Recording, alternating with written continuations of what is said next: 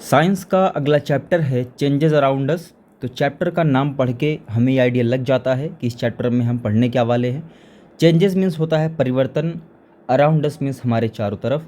तो हमारे चारों तरफ जो जो चेंजेस हो रहे हैं उन्हीं के बारे में हमें थोड़ी सी स्टडी कर लेनी है इस चैप्टर में।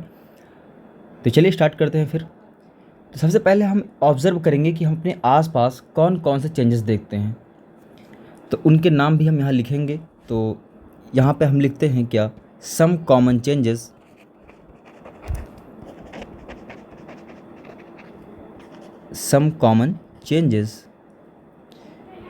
We observe. मतलब कुछ ऐसे चेंजेस जो कि बहुत कॉमन हैं और अगर हम उन्हें ऑब्ज़र्व करें तो हमें क्या पता चलेगा किस किस तरह के चेंजेस होते हैं हमारे आसपास। सबसे पहला, changes in weather. Changes in weather, हम मौसम में अक्सर बदलाव देखते हैं। कभी बरसात होती है, कभी गर्मी, कभी ठंडी, कभी कोहरे का पड़ना, ऐसे तमाम चेंजेस होते रहते हैं वेदर में। Alternation of days and nights, मतलब दिन से रात और रात से दिन होना। क्या लिखेंगे, alternation of day and night.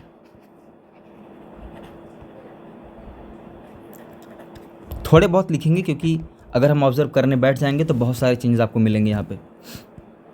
Cooking of food, खाने का पकना भी क्या है, एक तरह का चेंज है। पकाने से पहले वो अलग प्रॉपर्टी होती है, पकाने के बाद अलग प्रॉपर्टी हो जाती है, तो ये भी एक तरह का चेंज है। कुकिंग फूड, जब खाना बन जाता है तो अगर उसे टाइम पे कंज्यूम ना किया जाए तो वो फूड आगे चल के ख़राब भी हो जाता है, तो हम लिखेंगे स्पॉइलेज ऑफ फूड, मतलब खाने का ख़राब होना। जब फूड को हमने कुक नहीं किया था उसके पहले वो अलग तरीके का था, कुक करने के बाद अलग तरीके का, और अगर उसे टाइम पे नहीं खा लिया गया, यानी कि उस हर एक फूड की अपनी एक ड्यूरेशन होती है, उस ड्यूरेशन के बाद, उस समय अंतराल के बाद वो खाना ख़राब हो जाता है, जिसे हम बोलते हैं कि फूड स्पॉइल हो चुका है, यानी कि खाना ख़राब हो चुका है। और कौन कौन से चेंजेस हम देखते हैं अपने आसपास, rusting of iron. Rusting of iron मतलब अगर कोई ऑब्जेक्ट, कोई आर्टिकल हमारे घर में ऐसा है जो कि लोहे का बना है, अगर उसकी प्रॉपर टेक केयर नहीं हुई, यानी प्रॉपर देखभाल नहीं हुई, तो उसमें जंग लग जाती है, जिसे हम बोलते हैं rusting of iron. Burning of paper, कागज़ का जलना, या बर्निंग ऑफ पेपर, वुड, कुछ भी हम जलाते हैं तो जलाने के बाद एक चेंज हमें नज़र आता है। पेपर, वुड, कुछ भी जला सकते हैं हम। इसके बाद changes in plants. Changes in plants, plant में कौन कौन से तरीके के चेंजेस होते हैं, जैसे कि सबसे पहली नंबर पे जो हम चेंज देखते हैं वो है जर्मिनेशन। जर्मिनेशन आपको पता ही है कि एक सीड से सीडलिंग में बदलने को हम क्या बोलते हैं, जर्मिनेशन। तो ये भी एक तरह का चेंज है। उसकी ग्रोथ भी, पौधे की ग्रोथ भी एक तरह की चेंज है। उसका फूल देना भी एक तरह का चेंज है, फ्लावरिंग भी एक तरह का चेंज है। Formation of fruit, formation of fruit, फल का बनना भी क्या है, एक तरह का चेंज है। ऐसे बहुत सारे चेंजेस हम पौधे में देख सकते हैं। एनिमल्स में कौन कौन से चेंजेस होते हैं, चेंजेस इन एनिमल्स। शायद ये वीडियो आपको बहुत स्लो लग रहा होगा। तो एनिमल में कौन कौन से चेंजेस होते हैं, जैसे कि ग्रोथ, थोड़ा सा स्पीड पकड़ते हैं अब।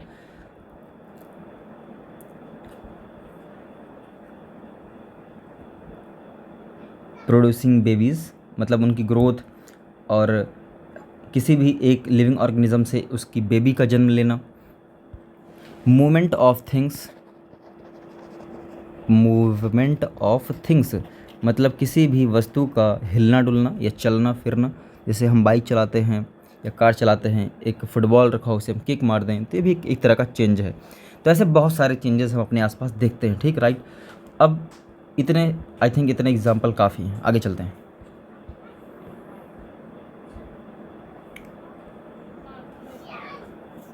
अब हमारे आसपास जो चेंजेस हो रहे हैं हमें ऑब्ज़र्व करना है कि आखिर चेंजेस होते किस में हैं, किन चीज़ों में चेंजेस हो रहे हैं। तो हम ऑब्ज़र्व करेंगे कि या तो किसी भी ऑब्जेक्ट के शेप में चेंज आ जाता है।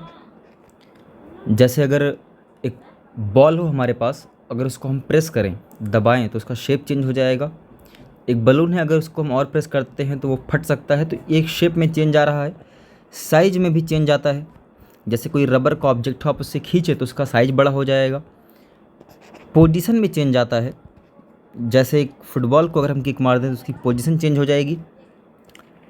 कलर चेंज हम देखते हैं, जैसे कि अगर एक आयरन को हम काफ़ी ज़्यादा हीट कर दें तो वो काफ़ी रेड हो जाता है। ठीक, ये भी एक, ये किस में चेंज हुआ, ये कलर में चेंज हुआ। स्टेट, हमने ये पढ़ा है कि जो मैटर होता है वो 3 स्टेट में पाया जाता है, सॉलिड, लिक्विड एंड गैस। तो हमें जो है चेंजेस स्टेट में भी देखने को मिलते हैं। जैसे कि अगर हम वाटर यानी पानी फ्रिज में रखते हैं तो वो एक टाइम के बाद बर्फ़ में कन्वर्ट हो जाता है। तो ये एक चेंज था जो कि किस में हुआ, स्टेट में, मतलब लिक्विड से सीधा सॉलिड। अब अगर उसी वाटर को हम बहुत ज़्यादा हीट करें तो वो वेपराइज हो जाएगा, भाप बन जाएगा। तो यहाँ पे कौन सा चेंज हुआ, लिक्विड टू गैस। तो स्टेट में भी चेंजेस हमें देखने को मिलते हैं। जैसे अगर हम मोमबत्ती जलाते हैं तो वो वैक्स, यानी जिसे हम मोम बोलते हैं वैक्स को, तो वो वैक्स क्या है, सॉलिड। जब उसे हम गर्म करते हैं यानी कि हीट करते हैं, जब कैंडल जलाते हैं, धीरे धीरे वो वेपराइज हो जाती है। यहाँ पे क्या हो रहा है, सॉलिड से सीधा गैस स्टेट में चेंज हो रहा है। तो स्टेट में चेंज आते हैं। और इंटरनल स्ट्रक्चर, इंटरनल स्ट्रक्चर मतलब किसी भी ऑब्जेक्ट की जो अंदर की बनावट है उसमें चेंज आ जाता है। जैसे कि जब हम खाना बनाते हैं तब जैसे चावल पक गया तो पहले भी सॉलिड था, अभी भी सॉलिड है, लेकिन एक थोड़ा सा बदलाव आता है उसकी इंटरनल स्ट्रक्चर में। अब हमें क्या पढ़ना है आगे कि जो ये चेंजेस हो रहे हैं ये कितने टाइप के हैं। तो जो भी हम चेंजेस पढ़ेंगे वो पढ़ेंगे पेयर में, क्योंकि चेंजेस को डिफ़ाइन करने का जो हमारा बेसिस होगा वो हर बार अलग अलग होगा। जैसे हमने एंगल्स के बारे में पढ़ा था कि एंगल्स होते कई टाइप के हैं, बट सबसे पहले मुद्दा ये उठता है कि किस बेसिस पर आप उनको कैटेगराइज कर रहे हैं। तो उसी हिसाब से जो हम चेंजेस पढ़ने वाले हैं कि चेंजेस कितने टाइप के होते हैं, यहाँ पर भी जो हमारा बेस होगा वो अलग अलग होगा। तो अलग अलग बेस पर अलग अलग टाइप आते हैं चेंजेस के। तो सबसे पहला जो चेंज है, चेंज का टाइप पढ़ना है हमें, वो पढ़ना है reversible and irreversible changes. Reversible and irreversible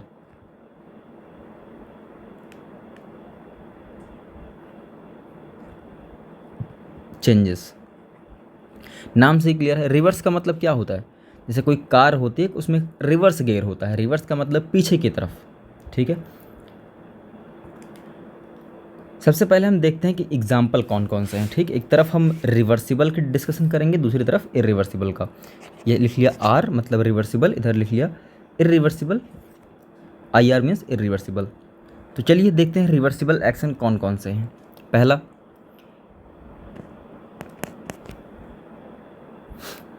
जब हम किसी बलून में एयर ब्लो करते हैं यानी कि हवा फूंकते हैं तो वो बलून क्या हो जाता है, फूल जाता है। अगर वापस से छोड़ दिया जाए तो फिर से वो सिकुड़ जाता है। तो शेप ऑफ बलून है ना, तो यहाँ पे हम लिख सकते हैं कौन सा एग्जांपल, बलून का एग्जांपल ले सकते हैं। हालांकि बहुत ज़्यादा डिटेल में नहीं लिखूँगा यहाँ पे मैं, बस बलून लिख दिया, समझ सकते हैं। अब मान लेते हैं कि एक फुटबॉल है और उसे हमने किक मार दिया, वो कहीं और चला गया। क्या उसे वापस उस पोजीशन पर लाया जा सकता है जहाँ वो पहले था? बिल्कुल ला सकते हैं। तो फुटबॉल, ठीक है। और जैसे कि अगर वाटर से हमने आइस बना ली है तो क्या वो आइस से वापस वाटर बन सकता है? बिल्कुल बन सकता है। तो ये एक रिवर्सिबल एक्शन है, रिवर्सिबल चेंज है। क्या अगर हमने वेपर बना लिया, भाप बना ली है, तो क्या भाप से वापस हम वाटर बना सकते हैं? बिल्कुल बना सकते हैं। तो ये भी रिवर्सिबल चेंज है। ऐसे बहुत सारे चेंजेस हम ले सकते हैं। तो ओवरऑल बात करें अगर हम रिवर्सिबल चेंजेस की, तो ऐसे चेंजेस जिन्हें हम रिवर्स कर सकते हैं यानी कि जिन्हें वापस से उनकी ओरिजिनल स्टेट में ला सकते हैं, ऐसे चेंजेस होते हैं रिवर्सिबल चेंजेस। ठीक है, एग्जाम्पल हमने बहुत सारा देख लिया, अब इसकी डेफिनेशन लिख लेते हैं शॉर्टकट में। तो डेफिनेशन हो जाएगी बच्चे इसकी, a change that can be carried out in the reverse direction. तो एक ऐसी चेंज जिसको हम वापस रिवर्स डायरेक्शन में यानी उल्टी डायरेक्शन में फिर से करा सकते हैं वो होता है रिवर्सिबल चेंज। इसके बाद दूसरा कौन सा है, इर्रिवर्सिबल। जैसे अगर हम किसी बच्चे का कान मोड़ें तो छोड़ने के बाद क्या होगा, वो वापस अपनी स्टेट में आ जाएगा, तो वो क्या है, रिवर्सिबल। लेकिन अगर उस बच्चे का हम कान काट दें तो वापस से जुड़ेगा नहीं, तो ये हो जाएगा इर्रिवर्सिबल। ठीक है, जुड़ सकता है, फिलहाल आज के टाइम पे कुछ भी पॉसिबल है, लेकिन पहले की तरह नहीं हो पाएगा, है कि नहीं। ये मैं मजाक कर रहा था, इसको एग्जाम्पल के तौर पर मत लेना। तो इर्रिवर्सिबल पहले कुछ एग्जाम्पल देख लेते हैं।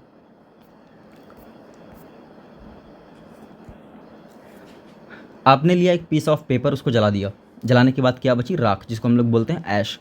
तो क्या वो ऐश के बाद वापस से पेपर बन जाएगा, क्या राख से वापस पेपर बनेगा, बिल्कुल नहीं बनेगा। ठीक है, तो इसको हम बोलेंगे इरिवर्सिबल चेंज। एक बीज है जिससे एक पौधा तैयार हो गया, क्या वो पौधा वापस से बीज बन सकता है, नहीं। वो और बीज नए दे सकता है लेकिन वापस से वो खुद बीज नहीं बन सकता, तो ये भी क्या है, एक इरिवर्सिबल चेंज। ठीक है, एक बलून है जिसको हमने हवा डाल दिया, अगर हवा छोड़ने पे वापस पहले जैसा आ गया तब तो ये रिवर्सिबल है। लेकिन सोचो हवा भरने के बाद जैसे वो बलून फूला, अगर कोई उसे फोड़ दे, बर्स्ट कर दे, तब वो वापस पहले जैसा नहीं हो सकता, तो ये क्या है, इरिवर्सिबल है। तो एग्जाम्पल हमने बहुत सारे डिस्कस कर लिया, आप यहाँ लिख सकते हैं। अब हम लिख लेंगे डेफिनेशन शॉर्ट में, वो भी a change that can not be, sorry, that a change that cannot be carried out in the reverse direction। ये तो हो गया रिवर्सिबल और इरिवर्सिबल चेंज। इसके बाद दूसरा जो टाइप पढ़ते हैं हम, वो है physical and chemical change. Physical and chemical change. सबसे पहले हम लिख लेते हैं दोनों की डेफिनेशन, फिर डीप में समझते हैं कि दोनों होते क्या हैं। तो फिजिकल चेंज की डेफिनेशन हो जाएगी, अ change in which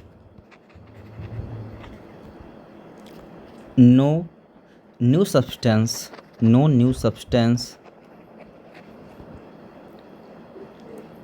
is formed। यहाँ पे क्या हो जाएगा, a change where a new substance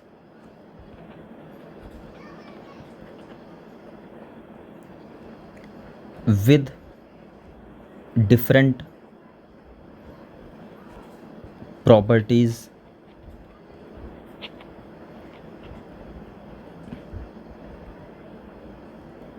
is formed। अब इसका मतलब समझते हैं दोनों का। तो फिजिकल चेंज की डेफिनेशन क्या है भैया, ध्यान से देखिए, a change in which no new substance is formed, एक ऐसी चेंज जहाँ पर कोई भी नया सब्सटेंस ना बने। और केमिकल चेंज वो चेंज होता है जहाँ पर एक नया सब्सटेंस विद डिफरेंट प्रॉपर्टी, मतलब एक ऐसा नया सब्सटेंस बने जिसकी प्रॉपर्टी ही पहले वालों से बिल्कुल अलग हो, तो वो चेंज होता है केमिकल चेंज। एग्जाम्पल के थ्रू समझते हैं। सबसे पहला एग्जाम्पल हम लेते हैं, टीयरिंग ऑफ पेपर। एक पेपर लिया, हमने फाड़ दिया, ठीक। तो हमने सब्सटेंस कौन सा लिया था, पेपर, उसे फाड़ दिया, दो टुकड़े हो गए, लेकिन वो दोनों टुकड़े अभी भी क्या हैं, पेपर ही हैं।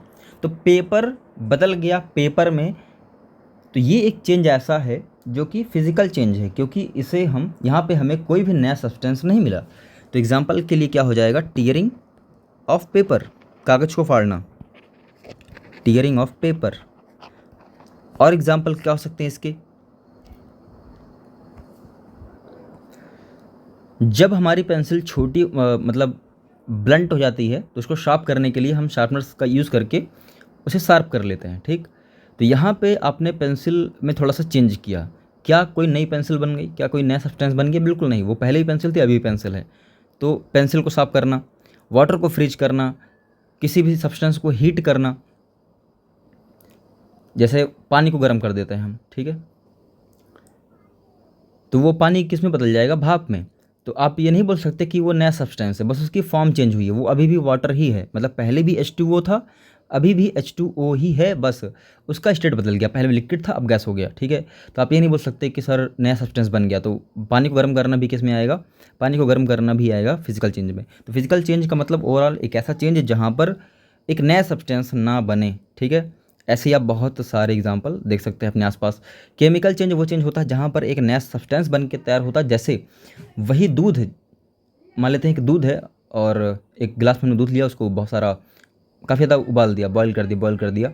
बॉयल करने के बाद क्या होगा, उसको ठंडा कर देंगे, कुछ दिन बाद दही बन जाएगा। तो दूध से दही बनना, यहाँ पे दूध का दही बन गया, एक बिल्कुल नया सब्सटेंस बन गया। तो ये जो चेंज है ये कैसा चेंज है, केमिकल चेंज है, ठीक। पेपर लिया, उसे जला दिया, क्या बन जाएगी, राख। तो कागज़ से राख, एक नया सब्सटेंस बना, केमिकल चेंज है, ठीक है। एग्जाम्पल मैं नहीं लिख रहा, आप लोग लिख सकते हैं इसको फटाफट, जैसे मैं बोल रहा हूँ मेरे बोलने से लिख सकते हैं। तो बर्निंग क्या हो जाएगा, एक केमिकल चेंज हो जाएगा, किसी चीज़ को जलाना। खाने का पकना या खाने का सड़ना, यहाँ भी क्या होता है कि नया, देखो फूड जो है अगर वो स्पॉइल हो गया, ख़राब हो गया, तो माना कि वो अभी भी फूड ही है लेकिन अब उसकी प्रॉपर्टीज़ बदल चुकी हैं, वो ख़राब हो चुका है, तो ये भी केमिकल चेंज में ही आएगा।